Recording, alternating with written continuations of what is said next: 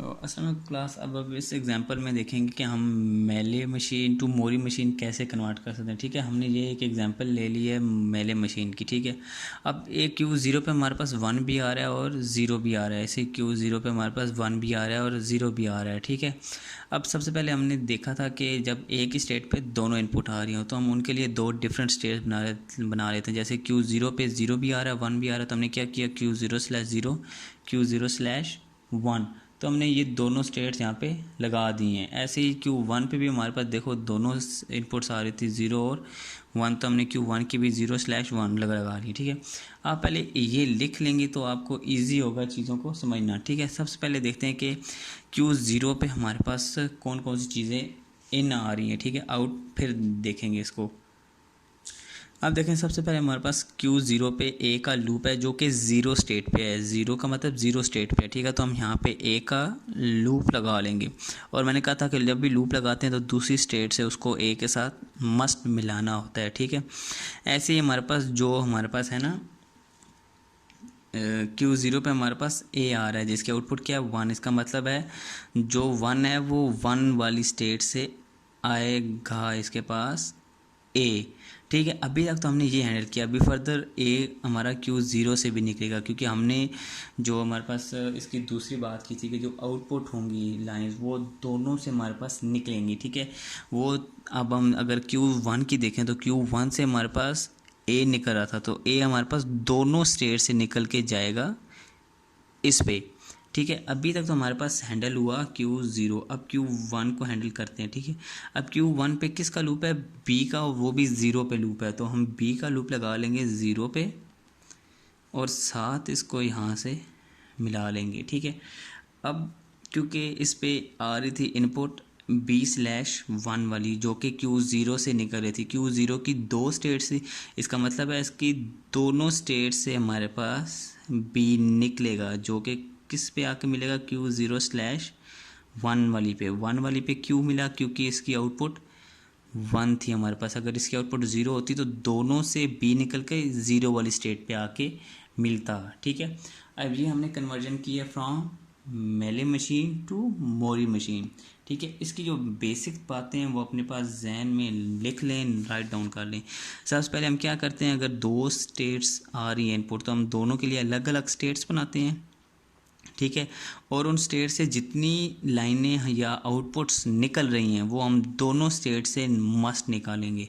अगर किसी स्टेट में हमारे पास लूप है, जैसे कि हमारे पास A/0 का लूप था। ठीक है, तो हमने लूप को दोनों जो अगर 0 वाली पे लूप है तो 0 वाली पे हैंडल करेंगे और दूसरे से एरो A या B का निकाल के उसके साथ मिलाएंगे। ठीक है, ऐसे अगर 1 का लूप होता तो हम यहाँ पे लूप लगाते, ऊपर से एरो नीचे मिलाते।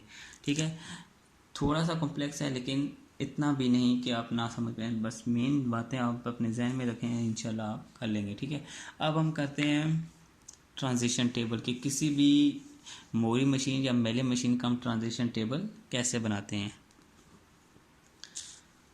तो फेलोज ये हमारे पास एक मेले मशीन का मोरी मशीन का ट्रांजिशन टेबल है। इसकी हमने क्या बनानी है, FA बनाना है। ठीक है, या हमने इसकी मशीन बनानी है। ठीक है, हमारे पास स्टेट्स कितनी है, Q0, Q1, Q2, तो हम तीनों स्टेट्स बना लेते हैं, Q0, Q1, Q2। अब मोरी मशीन बनाना सबसे आसान है क्योंकि मोरी मशीन की आउटपुट उसके सामने दी गई होती है। ठीक है, तो Q0 वाली आउटपुट क्या है, /1, Q1 वाली आउटपुट क्या है, /0, Q2 वाली आउटपुट क्या है, /1। अब वैसे ही जैसे हम आम ट्रांजिशन ग्राफ बनाते थे, Q0 से A को रीड किया तो कहाँ गए हम Q1 पे, Q0 से B को रीड किया तो कहाँ गए Q2 पे, Q1 से A B को रीड करके हम Q1 पे ही रहे तो हम यहाँ पे लूप लगा लेंगे कोमा हम B का, और Q2 से A को रीड करके हम Q1 पे गए और B को रीड करके Q0 पे गए। तो ये था ट्रांजिशन टेबल से मोरी मशीन बनाने का तरीका। अब हम देखेंगे ट्रांजिशन टेबल से हम मेले मशीन कैसे बनाते हैं। तो फ्रेंड्स, हमारे पास एक मेले मशीन है। ठीक है, अब इस मेले मशीन का हमने ट्रांजिशन टेबल बनाना है। ठीक है, ये एक्सरसाइज का क्वेश्चन नंबर 9 है जिसमें उसने कहा कि पार्ट 6 को आप इसका ट्रांजिशन टेबल बनाएं। ठीक है, अब सबसे पहले हमने देखा कि हमारे पास डिफरेंट स्टेट्स पे डिफरेंट आउटपुट है। जैसे Q0 पे हमारे पास 0 भी है 1 भी है, लेकिन हम उसको ईजिली हैंडल कर सकते हैं। सबसे पहले क्या करते हैं, हम अपना ट्रांजिशन टेबल यहाँ पे ड्रॉ कर लेते हैं। स्टेट्स कौन सी हैं, Q0 और Q1, इन पे A और B दो इनपुट्स हैं। तो हम अब इसके साथ हम एक आउटपुट का अलग बना लेते हैं ग्राफ, ठीक है।